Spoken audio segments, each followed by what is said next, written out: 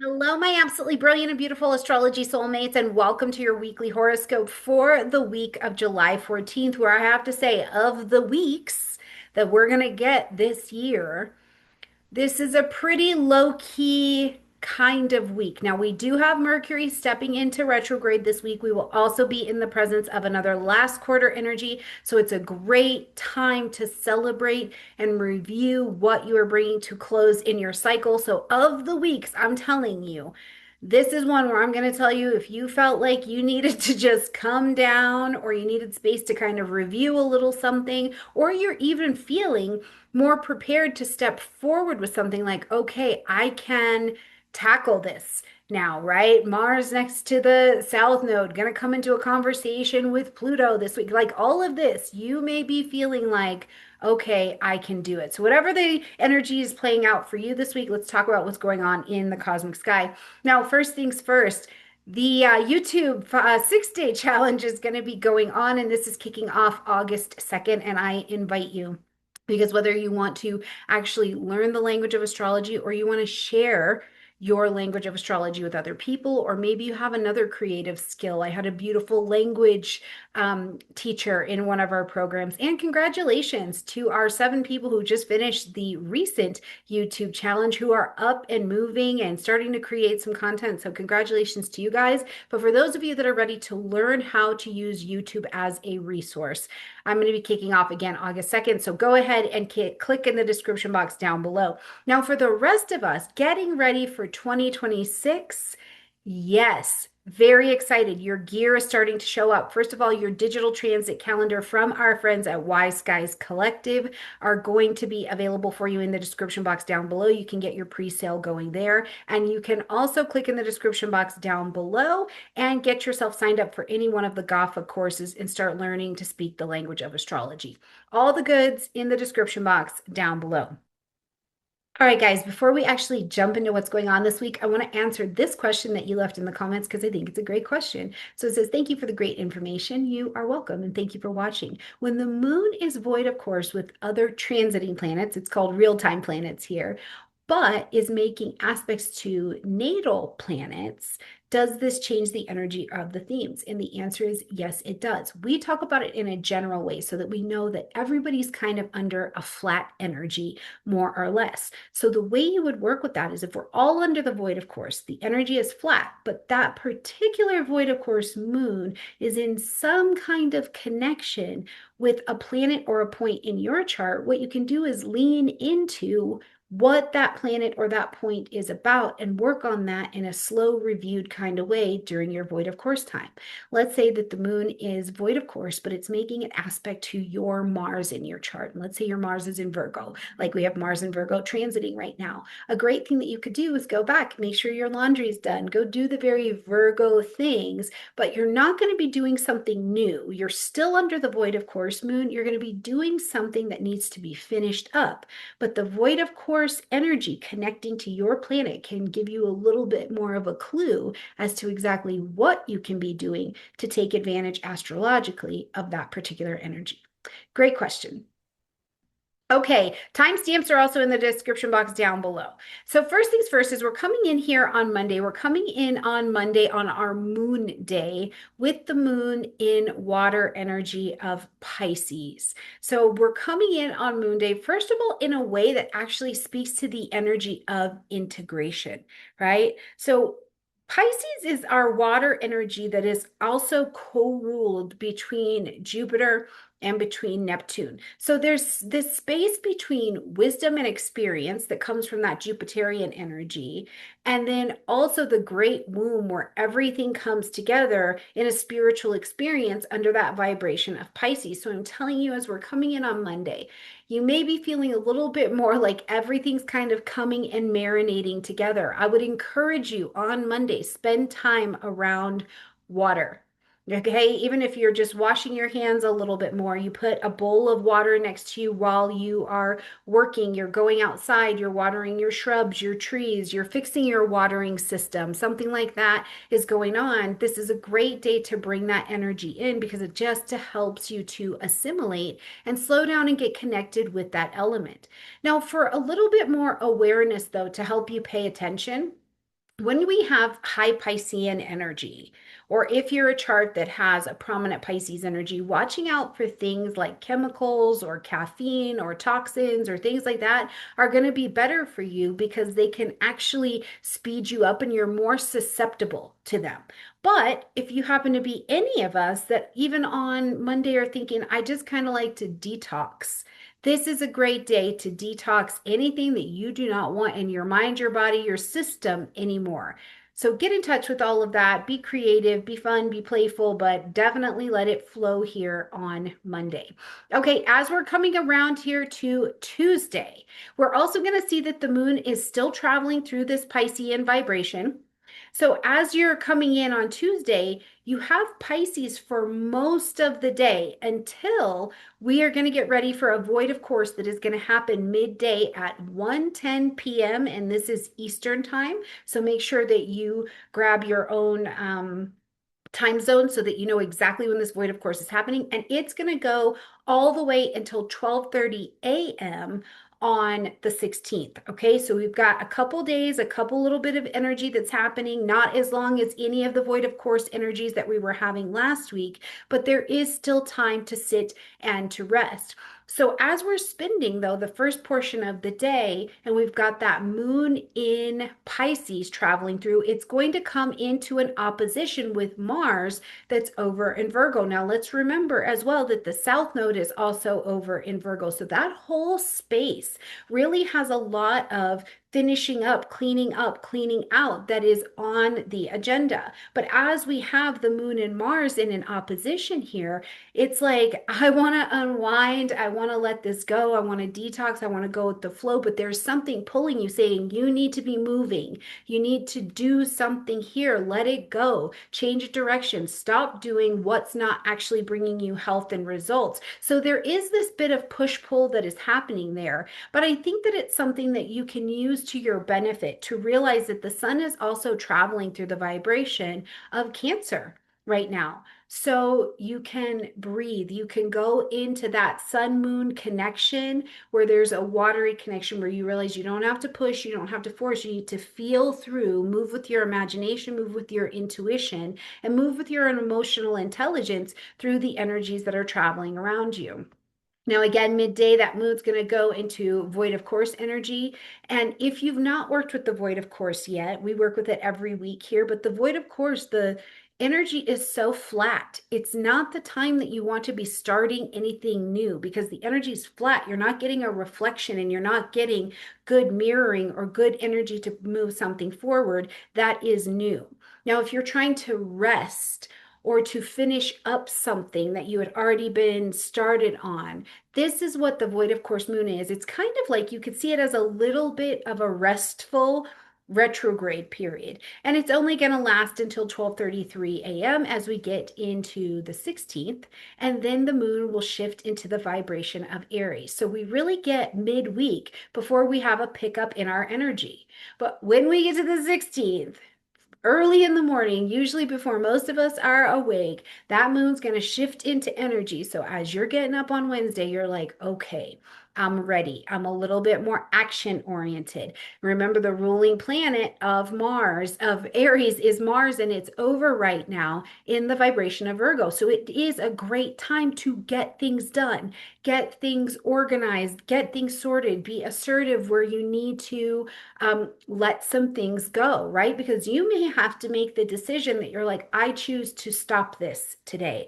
I choose to end this today. Now, something about this energy as well, where the moon is here in Aries, is looking at if you're bringing things into your life or where things in your life have inflammation around them. Is there an emotion that is inflamed right now? Is there something that you're eating in your body, Mars and Virgo, that is causing inflammation in some way, right? In Aries, we're saying, I get to exist as I am, damn it, right? I am who and what I am, but also it's that I choose. I'm choosing to do and to be who and what I am. So let's let that be the best versions of ourselves. Choose more vibrant food to support you in this next couple days. You know, get beets, get greens. Let's get a little bit of cinnamon. Maybe you're going to use a little bit of chili, bring some of that Aries fire in order to burn off the things that no longer need to be there and shed the inflammation. One of the things I found recently, my Korean friend taught me about it, is jujube tea. And I had no idea about it. It's jujubes. You boil them down with ginger. Some people use apples and cinnamon as well. We just did jujubes and ginger. And wow, so many antioxidants, so much anti-inflammation energy. And they're so good for the gut with all of that ginger. So you can go ahead and feel free to check that out as well. Now, on Thursday, when we get to the 17th, we've got the moon traveling still through that Aries vibration here on Thursday before it's going to get down into its next void of course energy. But the big news happening first on Thursday is that we've got our last quarter moon. And I absolutely love this because it's a brilliant time to do a check-in. Now, this last quarter moon is going to be happening at 25 degrees of Aries. So please grab your chart. If you don't have a chart, come get one from me. Go get a free one. I just saw that Maria DeSimone, who I love, put out a new video about how to pull a free natal chart if you don't know how to do that. So grab your chart so you can see where 25 degrees of Aries is at in your chart, because the perspective is when we step back into your life into April 20th of 2023, this is where we had a new moon solar eclipse and it was happening at 29 degrees of Aries. This was a massive and important new start in your life, not only because it was a solar eclipse, which brings us to a beginning, but this was in Aries and it was at 29 degrees, an anaretic degree of Aries. There is something massive that you likely started at this time, and you did it because you're like, I get to do this. My identity that I believe in is attached to this. I've pushed something forward. For some of you, it might have felt very Martian. I warred this forward. I fought for this, right? I would love to see you track this one down. Go back into your chart. What happened April 20th or around about that time within that 6 months even, but more specifically looking at that April 20th. Then when we got to January 18th of 2024, we had a first quarter moon, and this one was at 27 degrees of Aries. So what happened? What happened from that new moon, that eclipse time, is that now you were really in action. People, places, and things were falling out of your life. They were changing direction because they didn't match the vibration of what was coming into your life that you called in at that new moon time. But you were building. You would have actively been in action and been building in some way in your life. So what was this? What were you taking action on at that particular time? Now, when we got to October 17th of 2024, this was our full moon energy. And this one was at 24 degrees of Aries. So still right in orb of this last quarter time. But this would have been the time of revelation, right? All the lights are on in the sky, and you would have been asked to end something, acknowledge something, or to make an adjustment. You need to pivot in some way and say, okay, these things are done, or they have no purpose. And now this thing, I'm going to celebrate it. I built it, and I'm going to continue to pivot and commit to this particular direction. I'm going to keep going with these particular things. So at these particular degrees in your chart, what is it that this path was walking you through? And then now when we get here to July 18th of 2025, can you even believe that? We're at a last quarter time. You are bringing this story to a close, right? It's time for resolution. It's time to turn away from it and let that particular set of lessons go. You're going to get the recognition that maybe comes with those things. But all in all, this last quarter time is a time of completion where you're unwinding yourself. You're letting that portion of the vision die off so that you can get ready for something else. But I will tell you, in this 4 steps cycle, this 4 process cycle with the moon, the space of self-discovery and what you decided to pioneer or to move forward or fight for yourself, or you're just add a little spice to your life. It's all really important because it started in Aries. And along the way, as we came into Taurus season, which each thing you made it a little bit more stable. When we came into Gemini season, you kept what you needed to, you were flexible and got ready to get rid of what you didn't and move to the next. So you've had several cycles after these lunations to practice bringing this lunar family story really to its fullness. Okay, later in the day, after you've evaluated your whole life around that, we're going to see that when we are pushing into the 18th, we're going to see that Mercury is going to officially take this retrograde at 15 degrees and 34 minutes of Leo. So again, please grab your chart so you can see, what do you have there? Do you have a planet? Do you have a point? Do you have an angle? Do you have a fixed star if you work for them? Do you have an asteroid? Do you have something in your solar return chart that's at 15 degrees of Leo for the year? What do you have here? Because this retrograde, I love it. I love it. I feel like you are going to be unrecognizable at the end of this particular Mercury retrograde cycle, and maybe you've even been waiting for it. Now, Mercury stepped into its pre-retrograde shadow energy June 30th. If you remember, we talked about it then, and it started at 4 degrees of Leo. So between 4 degrees of Leo and 15 degrees of Leo, that's what you're watching on your chart. What is specifically happening within these degree placements? Because that's the story you're going to be telling until Mercury comes direct. It stations direct on August 11th, but then it fully leaves this particular retrograde cycle on August 25th when it gets back to this 15 degrees of Leo. But I'm telling you, this particular retrograde in Leo, I think that things that you have wanted to say, or you felt like your heart has needed to say them for a while. You needed to express them, or maybe you expressed something and when you put it out, it led to actually a little bit more confusion, or you were like, do I really think that? Do I really believe that? Maybe there's even been things that you've been wanting to say, like maybe internally you've been wanting to scream it from the rooftops, and you're starting to see that there is solution, there is resolution around it now. There are other hearts, there are other people starting to express these things, so you're not feeling so by yourself. This is not a lonely retrograde. And as this happens, I think that we become incredibly unrecognizable to ourselves on the other side. Because in Leo, we got to say it with our chest out, right? We have to say it with our chests out. And maybe we've wanted to, or we've tried, but the message wasn't really very clear. And now, as we retrograde and we get the opportunity to revisit, reduce, revise, reconnect, go back to things that were postponed, go back to things that we said, go back to things that we loved, go back to risks that we took and evaluate them, we come forward on the other side of this retrograde smarter, stronger, clearer, and more in alignment with what our heart and our play centers want. Now, if you've been following me, certainly this year, I've talked so much about coming back to your hips, coming back to your sacred pelvic bowl through the Venus energy, but also we're talking a lot in general in the zeitgeist about coming back to your nervous system. And the quickest way to re-regulate your nervous system is to play. And that is the energy of Leo. So literally, sometimes I think that Mercury and Leo, the most important words it says are yes and no.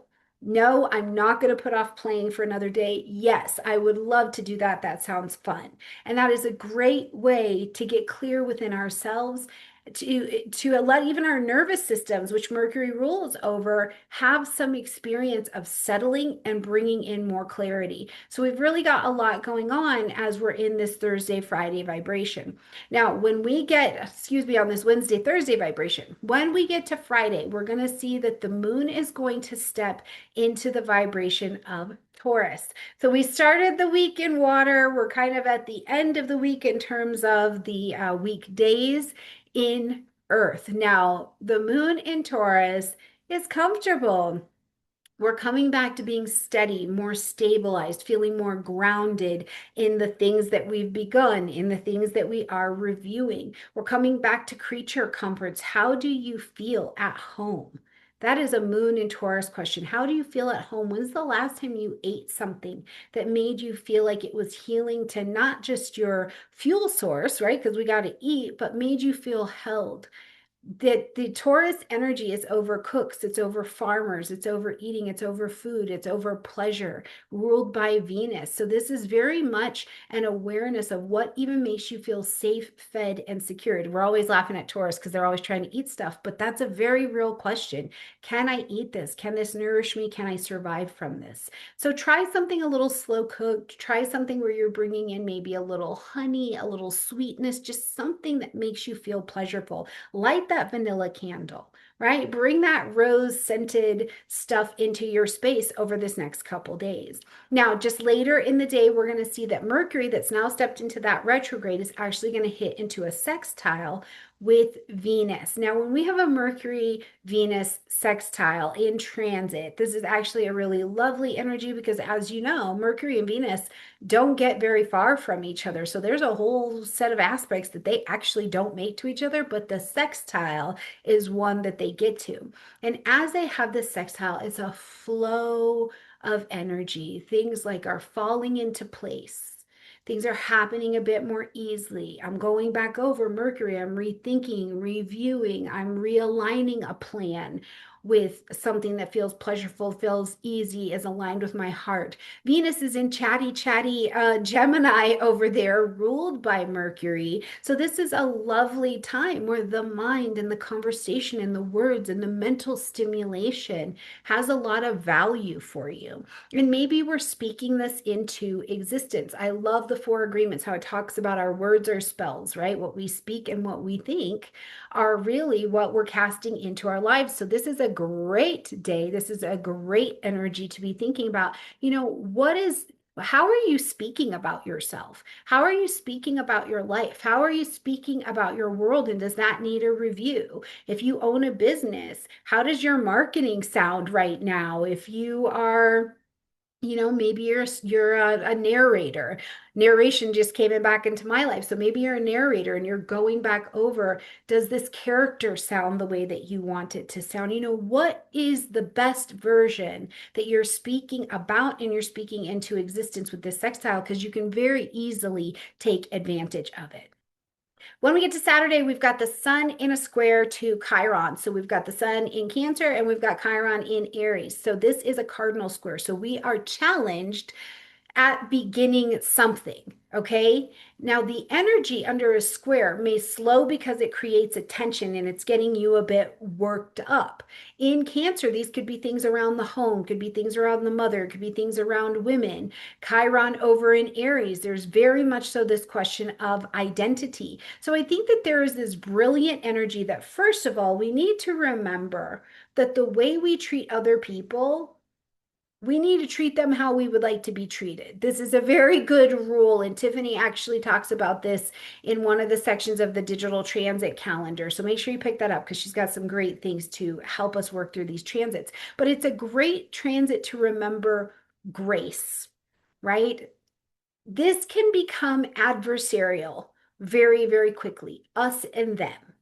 It's us and them. So I would encourage you today to look at where you don't have to have an us or them, that maybe there's an outside influence trying to pit you against, it's making a start to pit you against another energy. And you are like, no, I'm not going for it.